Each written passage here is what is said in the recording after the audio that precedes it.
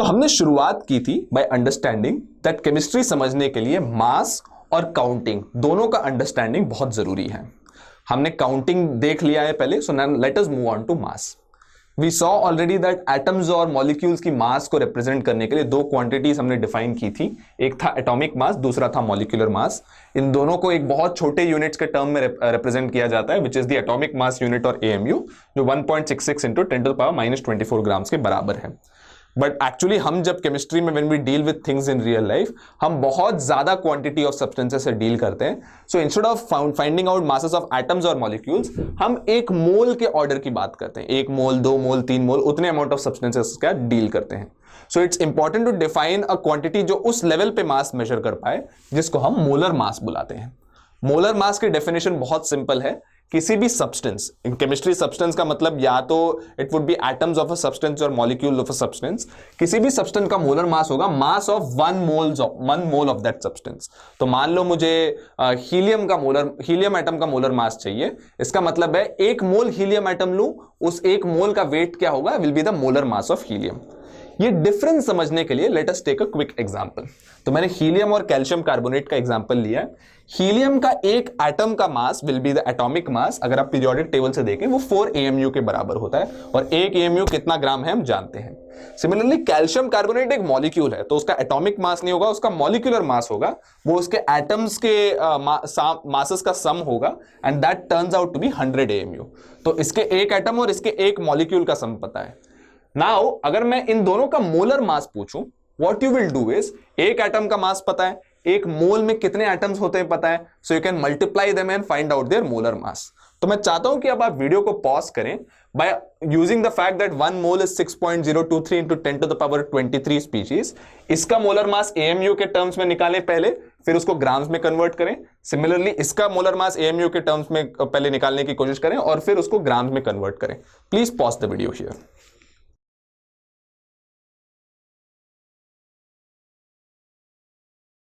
तो चलिए देखते हैं कितना आता है 1 मोल He एटम्स का मास।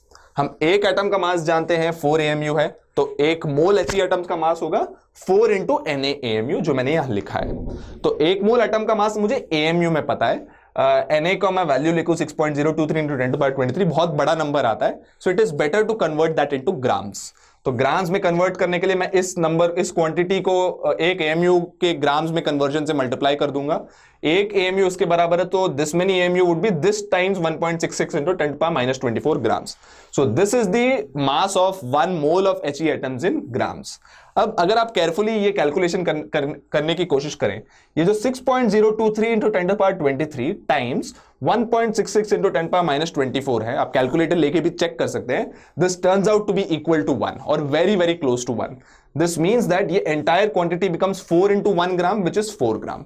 तो इससे हमें यह पता चला कि 1 मोल He एटम्स का मास 4 ग्राम है, तो उसका मोलर मास हम लिखते हैं इज इक्वल टू 4 ग्राम्स पर मोल, क्योंकि 1 मोल का वेट 4 ग्राम है। This is how we write the molar mass. So molar mass की यूनिट होती है ग्राम्स पर mole, just like atomic mass को हम AMU में एक्सप्रेस करते हैं, this is how we express molar masses. Now coming to the second species calcium carbonate, उसमें भी यही लॉजिक लगेगा, कुछ चेंज नहीं होगा, बस 4 की जगह 100 लग जाएगा। सो कैल्शियम कार्बोनेट का मोलर मास होगा 100 ग्राम्स पर मोल। इसका मतलब यह है कि 1 मोल कैल्शियम कार्बोनेट का मास 100 ग्राम्स है।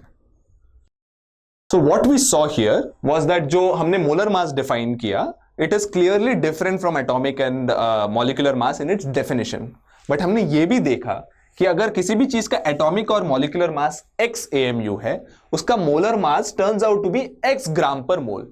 ये दोनों क्वांटिटीज भले ही अलग हैं, ये AMU में मेजर किया जाता है विच इज वेरी स्मॉल, और ये ग्राम पर मोल में मेजर किया जाता है which is a much bigger unit, but numerically वो सेम है। सो जिसका एटॉमिक मास x AMU होता है, जिसका मॉलिक्यूलर मास x AMU होता है, उसका मोलर मास हमेशा x ग्राम पर मोल ही होता है। I hope you are clear with this concept. तो केमिस्ट्री में एक बहुत बड़ा सवाल होता है कि अगर मैं आपको कोई सैंपल दे दूं और पूछूं कि उसमें कितने एटम्स हैं या कितने मॉलिक्यूल्स हैं, this seems a very difficult task. But अगर मैं आपको कोई सैंपल दे दूं और पूछूं कि इसका मास क्या है, वो बहुत आसान है, आप जाके सिंपली एक वेइंग मशीन से उसका मास बता सकते हैं। सो अगर ऐसा कोई तरीका होता जिससे mass by virtue of which मैं मास से मोल्स निकाल सकता हूं या मास से नंबर ऑफ एटम्स निकाल सकता हूं, that would be very useful, क्योंकि केमिस्ट्री समझने के लिए मास भी जानना बहुत जरूरी है और नंबर ऑफ एटम्स काउंट करना भी बहुत जरूरी है, as we have seen earlier. हम यही पढ़ने वाले हैं कि नंबर मास और मोल्स ऑफ एटम्स या moles of molecules in a sample को हम कैसे रिलेट करेंगे। तो हमने अभी अभी मोलर मास के डेफिनेशन में देखा, हमने एक एग्जांपल लिया था CaCO3 का मोलर मास। CaCO3 का मोलर मास निकला 100 ग्राम्स पर मोल, क्योंकि उसके एक मोल मॉलिक्यूल्स की मास 100 ग्राम थी। इसका मतलब क्या हुआ, एक मोल CaCO3 has a mass of 100 grams. तो 2 मोल का वेट कितना होगा, 200 ग्राम होगा, 3 मोल का 300 ग्राम होगा, n मोल्स का कितना होगा, n इंटू 100 ग्राम्स।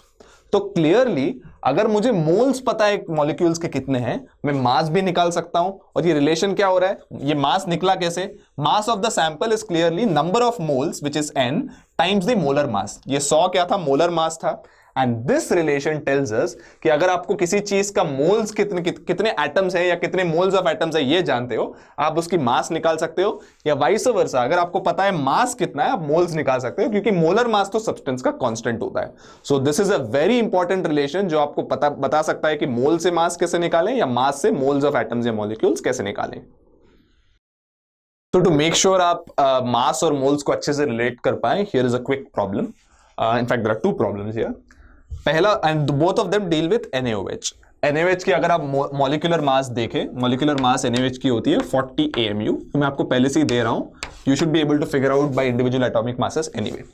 तो पहले केस में आपको पूछा गया है कि अगर मैं आपको 3.5 मोल्स ऑफ NaOH मॉलिक्यूल्स दूं, NaOH मॉलिक्यूल्स की 3.5 मोल्स दूं, उसका मास कितना होगा, using what you just studied, first compute that.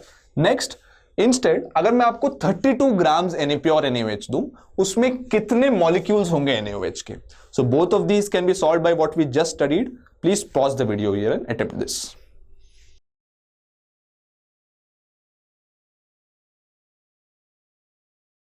So to solve this आपको बेसिक रिलेशन याद होना चाहिए, which is mass of a sample is moles time the molar mass.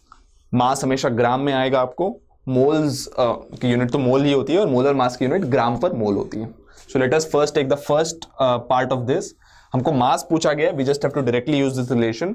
Number of moles of molecules 3.5 दिया है, हमको molecular mass 40 AMU दिया है, तो मोलर मास 40 ग्राम पर मोल होगा। न्यूमेरिकली सेम होते हैं ये दोनों। So the mass would be 3.5 moles times 40 grams पर mole, which turns out to be 140 grams. So 140 gram है 3.5 मोल्स ऑफ NaOH मॉलिक्यूल्स का मास। सेकेंड पार्ट में आपको नंबर ऑफ NaOH मॉलिक्यूल्स पूछा है, तो सबसे पहले हम number of moles of NaOH molecules निकालते हैं। अगर मास मोल्स टाइम्स मोलर मास है, तो मोल्स होगा mass divided by molar mass, which would be 32 grams जो मास दिया है मुझे, और मोलर मास 40 ग्राम्स पर मोल होगा। So this turns out to be 0.8 mole. मतलब 32 ग्राम्स में 0.8 मोल्स ऑफ NaOH मॉलिक्यूल्स है। हमको नंबर पूछा है, मोल्स नहीं पूछा है। नंबर ऑफ एक मोल में Na मॉलिक्यूल्स होते हैं, तो 0.8 मोल्स में 0.8 Na, और Na चाहे तो आप सब्स्टिट्यूट कर सकते हैं, you can get that big number और you can keep it like this. I hope आप क्लियरली इस एक्सप्रेशन का एप्लीकेशन समझ चुके हैं।